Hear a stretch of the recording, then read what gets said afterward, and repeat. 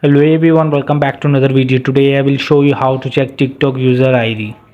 So for this, the first step is to open the TikTok app on this Android device.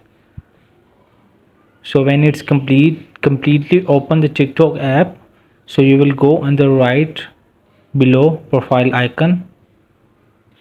Now you will see in the picture in below, you will see your @ and in the next is your username.